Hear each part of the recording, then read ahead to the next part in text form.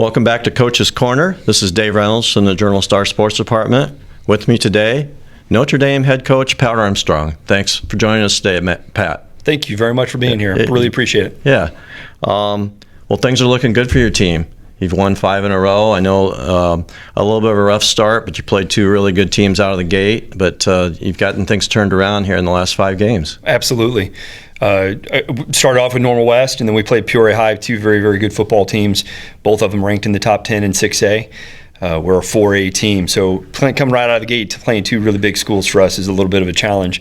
We were in both of those games. We felt pretty good. Mm-hmm. We had turnovers. We actually had 5 turnovers in the West game, and then we had 3 in the Central game. So you can't win football games when you're turning the ball over. So we've cleaned that up, and our defense is playing spectacular now.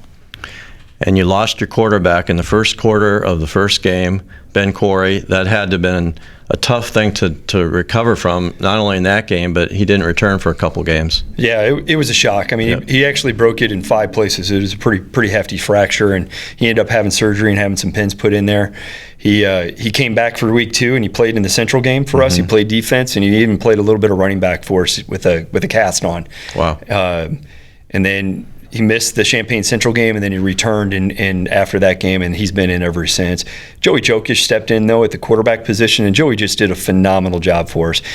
He started the next 5 games for us, all the 5 wins that we've had, and he really held the team together. He did a great job at quarterback for a junior and kind of getting thrust into that situation. Yeah, we talked about your defense the other day, and obviously you've got a lot of really good players there that have made big contributions. Ben Scholl, John Finch, some of the guys. Tell us a little bit about, I know you've made some changes to schematically defensively this year. Tell us what you're doing differently now and how it's working. Sure. I think we changed our philosophy to be aggressive, right? We really wanted to try to steal plays. We knew that, and we always tell all of our players, is that we're not going to be the biggest or the strongest or the fastest teams that are going to be on the field. Mm-hmm. But if we can change our philosophy and be the most aggressive on the field, take advantage of the situations that we've got and get turnovers, then we're in every single football game. In the Dozer game down at Dozer Park, Matt Manning had a phenomenal defensive game. He had an interception. Receiver caught the ball running down the middle of the field. He was able to come up behind, punch the ball out, and then recover it. And then there was a punt that was snapped over the head, and he was able to recover the punt in the end zone. So our defense is thriving right now. And I could talk we've switched to a kind of a pot of gold, and that's been fantastic. The boys just thrive on it. Whenever they get a turnover, they get to come over to the sideline, and then it started off with a couple of guys in the picture, and now it seems like everybody on the sideline is in the picture, and a coach will take a snap of it. We'll try to get it out on social media for the boys and for the parents. It's pretty neat. That's very cool. And then they sign the bucket afterwards, so the pot of gold, they get to sign it. Yeah, in the last 4 games, I think you've only allowed 26 points total. So correct. Seems like it's getting better and better. It is. A couple of shutouts, a couple of real slow games for the other teams, and I don't want to downplay anything. I mean, we played Manual. Manual is a good football team. They're very big, very large, and very fast, and it was 14-14, and it was a struggle. And in the game, I called timeout and kind of brought the defense over and asked them to step up, and they were able to step up and get it done, and after that, they basically shut them down. But they're a good football team. So those 14 points it was 14 points and 6 points that we've given up, and it's been pretty tough. How much of an adjustment was that for your kids? I mean, it's I think a pretty big change to go from a 4 or 5 man front to a 3-man front. And I think you mentioned that this was an interesting comment that like all 11 guys are like linebackers out there. They are. I mean, almost all of them can play in a linebacker position. We got some linemen, no kidding, big size defensive linemen that are on there. But even our guards. Our guards could all play linebackers. I mean, they're fast, athletic people. The nose typically is a position that, last week it was Thomas Mills. He was at the nose position, and the difference player in the game, he made 2 huge sacks when Blooming was trying to score and drive the ball. But they're all fast, athletic people, and having all the linebackers and the speed on the field has really made a big difference for us. And let's talk a little bit about Ben Corey and what a difference he's made for your team. He obviously, we talked about his injury. He comes right back, has a cast on his hand the next week, and then he's gone on to lead your team in tackles and turnovers caused defensively with a broken thumb. obviously it's surgically repaired, but I'm sure he's dealing with a lot of pain on the field. Sure. Little shout out to Matt Manning. He's got 4 takeaways. Ben's got 3, so that might have been an error on the stat sheet, but trust me, Matt knows the difference, and so does Ben. Okay. There's a huge competition that's going on right now on our defensive side. I want to make sure we got that right. They take it serious, right? Yeah. And so Matt's in competition with takeovers with Ben right now with takeaways, and Ben Scholl is in complete competition with Ben for the top tackler. Ben has been leading it. Ben Scholl has been leading it for the last 2 weeks, and Ben took it by 1 tackle this week. Wow. So it is a constant battle, and that's great. That's what makes the defense so good. And we mentioned, you talked a little bit about your offense, but the wing tee these days is such an unusual offense at the high school level that teams don't see a whole lot of. That has to give you guys a little bit of an edge just in terms of preparation for the other team each week. Sure. And I've talked about it with other people, and people ask, why don't we run the spread? And it's kind of the same way why we're running the defense that we're running too, is that, we're never going to be the biggest, we're never going to be the fastest. So we have to run something that gives us the advantage. And the wing tee definitely gives us an advantage. From our line coaches, our line coaches are phenomenal. You got, back to Coach Donahue, who really started with our offensive line. That's kind of evolved into John Winkler, who's taken over the offensive line, Matt Garnett, the offensive coordinator. All of them would tell you that the secret to our offensive line is throwing their arms, being violent, making sure that they're driving off the ball. So being very, very fast with that. So you can't prepare for the wing tee in 1 week. I mean, you can prepare for the spread because that's what most teams are going to play. Sure. And so they see it every single day in practice all the way back in May when they started. So it's very easy for them to be able to defend the spread. But for us, trying to have a scout team to run the wing tee, understand the wing tee, and have the timing of the wing tee, it's a challenge to be able to do it in 2 or 3 days in order to get ready for us. And it's not just a new thing at Notre Dame. You guys have it's kind of a trademark of the program. You guys have run this for a decade or so. Absolutely. Matt Garnett brought it with him when he came up and was the offensive coordinator, made some changes there, and it's been a staple. And I mean, I think we're at a little bit over 2,300 yards already for this year, more than last year at this point.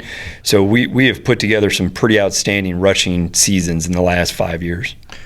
And it's no coincidence that if you get to the playoffs this year, which looks pretty good, it'll be 9 in a row postseason appearances for the Irish, which is quite a statement. And you guys have really had good season after good season. Right, and that's amazing. I mean, I no understatement for that. In our conference, we're going to play the majority of the people. They're all going to be 5A, 6A, or 7A in our conference, and we're a 4A team that's sitting in our conference, and we're getting into the playoffs in our conference, and it's a huge tasking. I mean, we're getting it done, and the reason I think it is the stability in our coaching staff, and I know that. Sean Gillen was the coach 2 years ago, and then I took over for Sean. But Sean was on our staff as the defensive coordinator, and phenomenal guy. He gave up that, and he stayed on staff and was still a position coach on the staff. And so the consistency that we have in our staff is amazing. And this year with our defense, we brought back Drew Kitterman. Drew was gone for a couple of years. He went over to Morton and coached there for a while. But he was able to come back, and now again he was here with us for I think 12 or 13 years, and then now came back to the program again. So again, more consistency. And we're sitting here at week 8 already. Hard to believe. It's amazing. The season goes so fast. You've got Collinsville on the road. That's an 0-7 team, but they're a big school, so they've obviously got a lot of talent, probably a lot of good athletes on that team. Sure, we're going to have probably 50 boys on the sideline. They're going to have some 120, 130, right? So they're going to have some athletes in the school. They're going to double us up by size for sure. I think our enrollment right now this year is like 730, and they're sitting at 1,800. Wow. So they're a big, fast football team. Their school is amazing. I've only seen photos of it. I saw some aerial views of it. The most exciting thing for this week is that it is turf, and we play very, very well on turf. So we're looking forward to the challenge this week. Our linemen are hungry, our running backs are hungry, and so is our defense. And then I know coaches don't like to look too far ahead, but next week you're at Danville, so you close out with 2 road games. What's that field like? And that's a pretty solid team as well. It is. Danville's a very good football team, and I mean our work is cut out for us for the next 2 weeks. So we're going 2.5 hours away tomorrow, and then Danville right again. You're going again for another 2 hours, and it's a challenge to travel on the road. We see it when they come to us. And so we'll have our work cut out for us next week against Danville. Danville's a very good football team. I think they played Normal Community. Was it last week or the week before? It was last week. I think. Week before. Yeah. So they were up 2 touchdowns on Normal Community going into the fourth quarter, and Normal Community came back and beat them. I think it was 22-19. Yeah. And the top team in the conference is down by 2 touchdowns in the fourth quarter. Yeah. Danville's no slouch. They're a good football team. And then if obviously you win one, you're in for sure. And you don't want to stop with just one if it happens to be this week, because you work into the all-important seeding question and where you end up. And as you mentioned, you're a 4A size school. Probably will be in 4A, although we won't know that for sure until that next Saturday night. Sure. I think it's important to keep the momentum going, right? The message that we had our walkthrough today is to stay focused. We're treating it, and one of the players stood up today when we had a little prayer session that we always have on Thursday nights after the walkthrough, and stood up and said, this is a business trip, right? You have to treat this like it is your business. We're here to do a job, and it is a business. You have to be focused when you step off the bus, and I couldn't have said it any better myself. And so that's really the message this week is to be a business, do your job, be focused, go down and take care of business and get out of there. And one thing you mentioned to me earlier in the week, too, that I thought was interesting is the continuity in your coaching staff. And I know you've had 3 different head coaches in the last 5 years, Joe Walters before Sean, but the rest of the staff's been pretty much intact for 10, 12 years, hasn't it? It has. I came on a little late to that. I'd say for the majority of us, though, we've all been there within the last 10 years. And so it's just a great thing. I mean, we're all really, really good friends. We get along. We feed off of each other. If somebody sees something on the defensive side, let's say it's the offensive coordinator, he sees something that may not be right, he's going to say it. He'll speak it, and we listen to the criticism, and we move forward. It's a full team effort, which is not what you see in a lot of staffs. Well, let's go back in time a little bit now. I'm sure a lot of our older members of the audience will remember you as a player at Spalding. Tell us a little bit about your high school years, and were those pretty good teams back then? We struggled at the end of it. We ended up 5-4 my senior year. I played quarterback for Jim Donahue. Okay. So it was actually Jim Donahue's first year as the head coach for Spalding. Okay. And so, of course, Jim's a legend, right? Sure. Hall of Fame football coach here in Illinois. He's coached at every single level, whether that's high school, pro, college, whatever it is. So it was a long time back. I remember when he came into the staff, and we had a lot of turmoil in our staff in those couple of years. Dave Lang was there before, and he ended up moving out to Richwoods. Jerome McMahon ended up leaving and going on, but Coach Donahue really came in and gave some stability to the program, and then followed that through into Peoria Notre Dame and was the first head coach there for them. And you did not take the traditional approach to becoming a head coach. Your path was quite a bit different. Tell us a little bit about how that all developed. It was. Like every high school football player, you have a dream of playing college football, and I had that same dream. I went down to McMurray, and I did my college visit days, and they were pretty interested. And I remember sitting down with the financial planners and looking at how much money it was going to cost in order to play college football. And I remember the day that I just thought about it, and I was like, I can't do this to my parents. And there was no way that I was going to be able to do it, right? I can't ask them to do it. They paid for me to go to a college or a high school that was Spalding already. They were paying a lot of money for that. And so I went a different route, and that route was I went off and I joined the military. So I've been part of the Illinois Air National Guard. I'm an active duty member assigned to the Illinois Air National Guard. I've been active duty for 27 years, and I've been in service for 31. I'm actually going to retire next year. So, congratulations on that front. Thank you.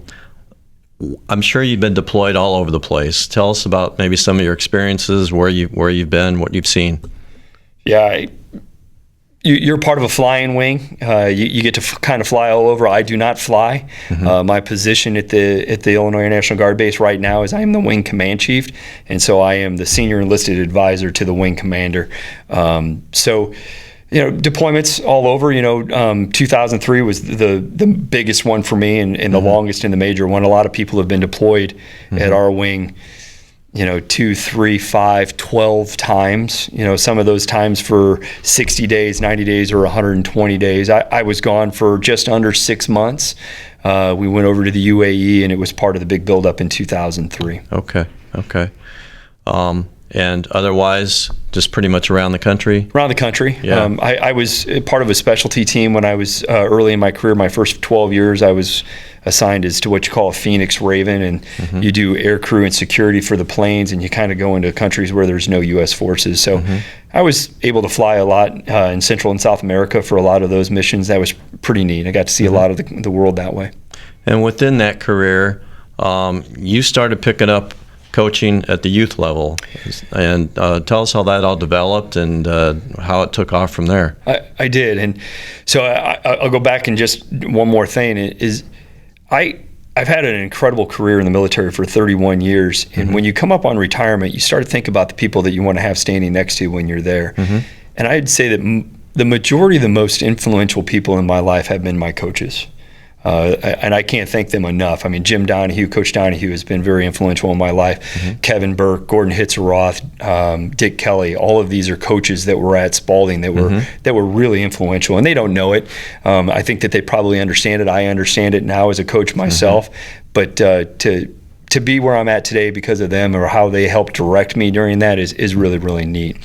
So I did leave football, and so my son started to play football. He started it at an early age. He started at 5, and he did the flag football league, and I just was looking ways that I can give back and spend more time with my son. So I was a head football coach in the flag level, and then when he was 8 years old, he started tackle, and then I was a head coach all the way through for all of his years, and I coached at the Peoria Notre Dame Junior Football League for that. So, and I laugh going back is that I had some really good athletes in that class. So my son has been graduated for a couple of years, but Jed Schmidt, Vincent Lindsay, Brody Blackford, all of those boys all went on to play college football, and they're one's at Augie right now, one's at Ambrose, and they're great football players. And coaches used to tell me that you can't have guards pull when they're 8 years old, and I was like, sure you can, you just need to teach them. And so I was running a version of our wing T offense even back when they were 8 years old. So wow, an early indoctrination there. It was neat, and I was working with the high school coaches even then, trying to figure out what are you running, how are you running it. I want to make sure that I'm teaching my boys the right way. Wow. And then you sort of graduated toward the freshman, sophomore level as far as as assistant coach? I did. Coach Walters reached out to me, and I was very interested in coaching, but I was very reluctant to coach in high school because I didn't believe in coaching your own son in high school. It is a challenge. No matter what, the perception just isn't very good, and we've had to do that in my staff even, and it is difficult at times. So when I came on board, I coached at the sophomore level when my son was a freshman. I coached with Coach Rothan, J.J. Rothan. He was the head coach, and I was the defensive coordinator for him. And then when my son moved up to the sophomore level, then together myself and Coach Rothan moved down to the freshman level. And then after that, next year, I became the head coach at the sophomores. And so I was then pretty much a head coach from that point forward. Okay. And this is your second year as varsity head coach. So just curious, you mentioned your coaching influences in this area. If you had a chance to sit down with a famous coach, dead or alive, would there be one or two that kind of come to mind who you'd like to pick their brain? Wow, that's a great question. Probably Bill Belichick, right? Yeah. I mean, is he not the best coach ever? I mean, he's pretty darn good. Yeah. If I could have Peyton Manning in the room with them, not Peyton Manning, you get Peyton in there, and then you get, Tom Brady in the room. I mean, those are the guys you pick their brains. I mean, of course, I'm a quarterback, so I'd like to speak to those guys. Brett Favre. Oh, yeah.